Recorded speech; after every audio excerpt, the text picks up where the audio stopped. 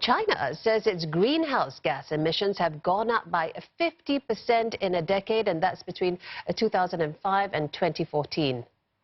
Now, in the latest carbon inventory submitted to the United Nations, Chinese emissions hit over 12 billion tons in 2014, but China's Environment Ministry says the figure does not make adjustments based on changes in land use or increases in forecast coverage.